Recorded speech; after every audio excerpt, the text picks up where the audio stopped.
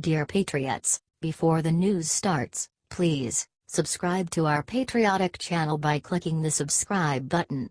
Give us a thumbs up to this video. Don't forget to leave your opinion below in the comments section. Share the news on Facebook and Twitter so you friends see it. Thank you. Melania just did something incredible to the White House that everyone is going to love. Happy Halloween from the White House. Melania Trump just posted a festive picture on Instagram showing some of the White House's new spooky decor. The White House released a statement welcoming ghosts and goblins of all ages to the South Lawn for a Halloween event on Monday, October 30th. Schoolchildren from various local schools and military families have been invited to attend this special event. The rest of the statement reads: during this event, trick-or-treaters will enjoy seeing the South Portico decorated in spider webs, creating a festive look and feel. There will also be bats and orange pumpkins with profiles of past presidents. Fog will fill the air, and the trees and south facade will be lit with different colors throughout the night. The President and First Lady will hand out cookies created by the White House Pastry Kitchen, as well as Presidential M&Ms and other candies. Various departments and agencies such as the United States Secret Service, National Aeronautics and Space Administration, Federal Emergency Management Agency, National Park Service, and the Department of Education will also be on hand to give out various items and participate in the festivities. Sounds like it's going to be an amazing event, with lots of fun for the kids in the first family. I was curious about the decorations myself, so I hopped over to the White House to see how things looked from the outside. It was really a nice job. You can see the giant spiders and cobwebs from the street. Love the decorations? Love the drums? Love Halloween? Share it out.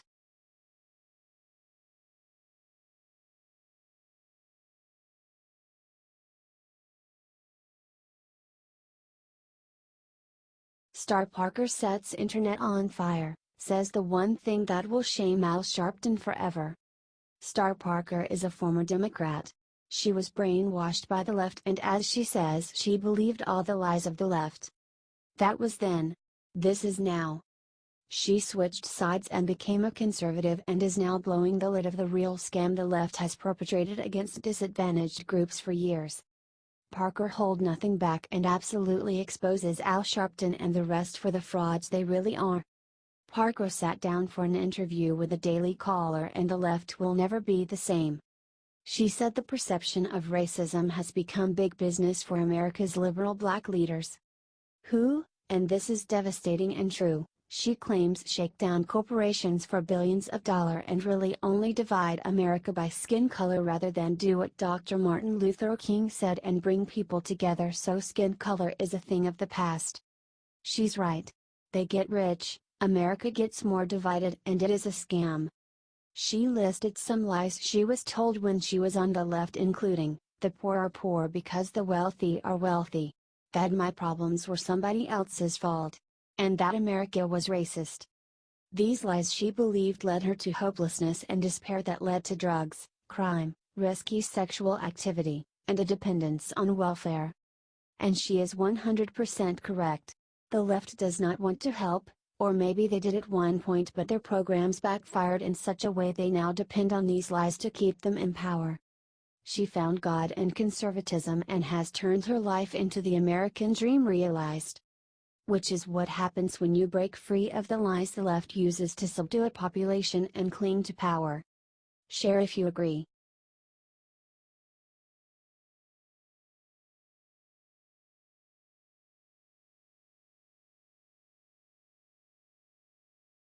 Football refs see players take knee during anthem, set internet on fire with protest of their own. The NFL anthem protests have been spreading across the country and it is getting out of hand. We had one baseball player try it and we had NBA players talk about it until they were shut down by NBA Commissioner Adam Silver. But the NFL keeps setting a bad example for the young people in America, and in New Jersey this weekend things came to head. After players from Monroe High School knelt during the national anthem, two game referees had had enough and decided to teach these young morons the proper way to mount a protest and teach them some manners. They saw the players take a knee, and as soon as the anthem was done, which they stood for, they walked off the field and promptly went viral. Good job. According to IJR, the two referees were Ernie Lunardelli and his son Anthony Lunardelli. I'm not in favor of anyone disrespecting our country, our flag, the armed forces, Ernie Lunardelli told NJ Advance Media. What they're protesting has nothing to do with the national anthem, and I'm against it, so I decided to protest for them kneeling, and that's what I did. Whoever is disrespecting that flag and the national anthem, that's who I have a problem with, Lunardelli said. Then he got real, and hopefully America is listening, because this is important. I don't care if it's a baby, if it's an 80-year-old man, anybody. I don't care. Any race, color, I don't care who it is. It's not the way I was brought up, and it pisses me off that people are doing that. What hurts the most is these kids don't even know why they're kneeling. I just don't understand why this is happening, especially at the high school level. If you're not happy with being in America, go somewhere else. It's that simple. Share if you agree with this brave and very smart man.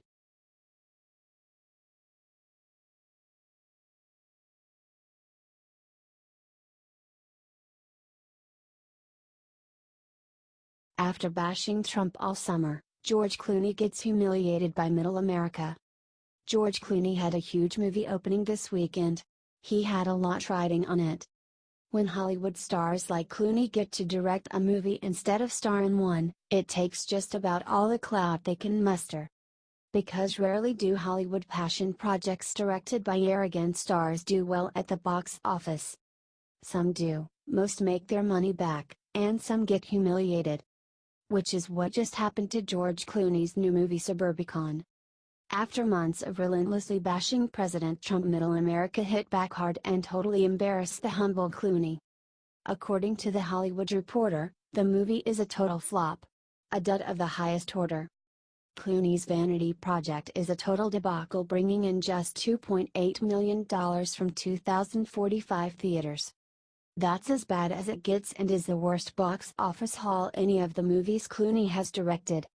The worst opening of his directorial career, and it marks the second worst opening of Matt Damon's career. But it gets worse, much worse. Suburbicon lost to a much smaller movie, Thank You for Your Service, in a Hollywood shocker. Although they shouldn't be shocked, because that movie is a patriotic look at the lives of our returning soldiers and was directed by American sniper writer Jason Hall. Middle America has spoken, and we just sent Clooney running back to Hollywood with his tail between his legs, and he deserves it. Share if you agree.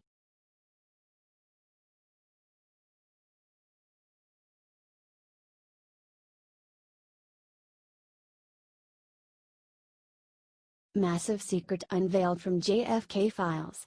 Look which Democrat president was in the KKK. The release of the 2,800 documents covering the JFK assassination was released last Thursday. News outlets from all over the world are looking for tidbits that have been hidden away since the assassination. President released the last remaining documents this weekend. Take a look at which Democratic president was a KKK member. It appears that President Lyndon B. Johnson was a KKK member. It's not surprising. The Ku Klux Klan was created as the militant wing of the Democratic Party. Democrats have killed hundreds of Republicans throughout history. Shares this to expose the evils of the Democratic Party. The media calls our current president a KKK member and a terrorist, and they need to come face to face with the skeletons in their own closet.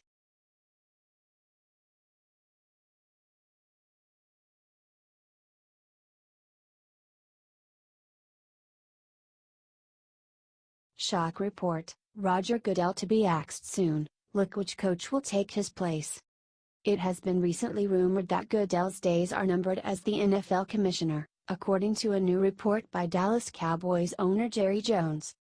According to the New York Post, Jerry Jones is ready to take down Roger Goodell. The Cowboys owner was on a conference call recently discussing whether they could halt the contract extension for Roger Goodell, according to ESPN. Jones has tried to stop the talks for the last month, says Sports Business Daily. Apparently, he's not happy that Goodell hit Ezekiel Elliott with a 6-game suspension. The NFL has lost 3.3 million viewers since Colin Kaepernick started kneeling. Share this if you think it is time for Roger Goodell to go. Let's send him a message.